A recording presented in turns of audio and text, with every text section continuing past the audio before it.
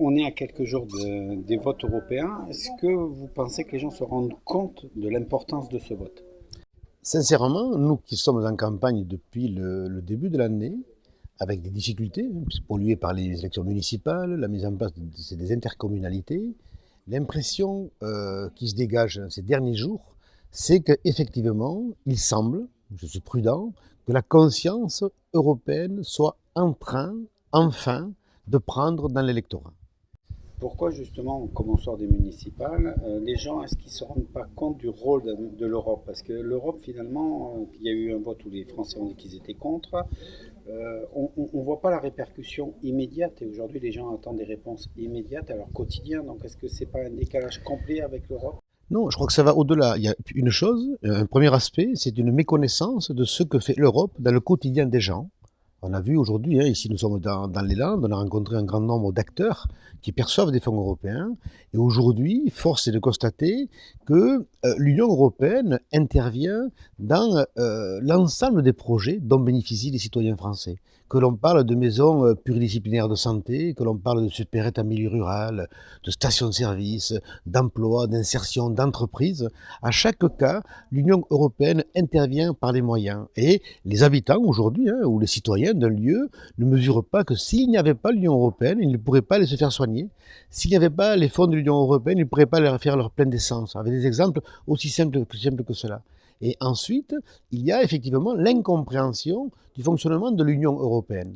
Pendant trop longtemps, nous avons, les uns et les autres, laissé s'inscrire une petite musique qui faisait que l'Europe n'était que de la contrainte, l'Europe n'était, que de la norme.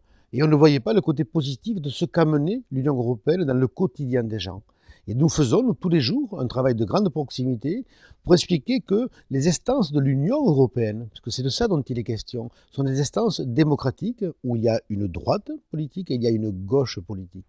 Et qu'aujourd'hui, c'est la droite qui est majoritaire au sein de l'Union européenne. Et que les politiques mises en œuvre, globalement, qui sont en échec aujourd'hui, sont de la responsabilité de la droite européenne.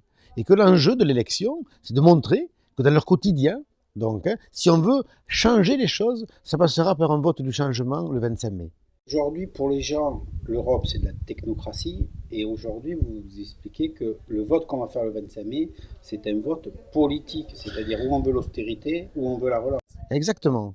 Pour les habitants lambda qui ne comprennent pas comment fonctionnent les institutions européennes, qui sont simples au demeurant, c'est un conseil des ministres, c'est une commission européenne avec des experts, et c'est un parlement européen. Aujourd'hui, le pouvoir politique et de l'engagement et des choix de l'Union européenne appartient au Conseil des ministres de l'Union européenne, des 28 États membres de l'Union européenne, et appartient de façon co-solidaire au Parlement européen. C'est nous, Parlement et Conseil, qui faisons la loi européenne. La Commission européenne a pour mission de préparer la loi, ce qu'on appelle l'initiative, et d'exécuter la loi. Mais elle n'a pas de pouvoir politique, contrairement à ce qui se dit. Mais les choses ont changé ces dernières années, en particulier depuis 2008, précisément, où le Parlement européen a une forte prégnance dans les politiques communautaires. Et comme nous élisons le 25 mai des députés européens, c'est ça dont il est question. Donc est-ce qu'on veut un Parlement européen majoritairement progressistes, avec des visions politiques de relance, d'harmonisation sociale, qui prennent en compte vraiment les Européens pour ce qu'ils sont dans chacun des 28 États membres et qui les protègent, avec un souci d'harmonisation fiscale et qu'on supprime enfin les questions de fraude fiscale et qu'on supprime enfin les paradis fiscaux où on a des multinationales qui stockent tous les ans plus de 1000 milliards d'euros donc, au sein de l'Union européenne, et que de l'autre côté de l'échiquier, on ait des populations qui se paupérisent et qui vont bénéficier du fonds d'aide alimentaire aux plus démunis. Au détail de ce propos que la droite voulait éliminer et que les progressistes et les socialistes nous avons permis, parce que nous avons lutté au sein du Parlement européen, de maintenir. Mais cette société-là du grand écart entre ces populations paupérisées et de plus en plus nombreuses et ces multinationales qui stockent des milliards d'euros, c'est pas la société à laquelle nous aspirons, c'est pas la société ou l'Europe à laquelle nous aspirons aujourd'hui. Comment leur expliquer que l'Europe, c'est bon pour eux, alors qu'ils voient des gens venir travailler chez eux nettement moins cher, à n'importe quel prix? Comment l'Europe peut intervenir? Ben déjà, il faut mesurer que le marché européen, l'Union européenne, c'est 570 millions d'habitants. Et que c'est un marché potentiel pour l'ensemble des entreprises à l'échelle de l'Union européenne qui est considérable. Aujourd'hui, 80% de l'exportation française se fait dans le marché intracommunautaire. Et ensuite, le problème de la régulation des travailleurs est un vrai sujet.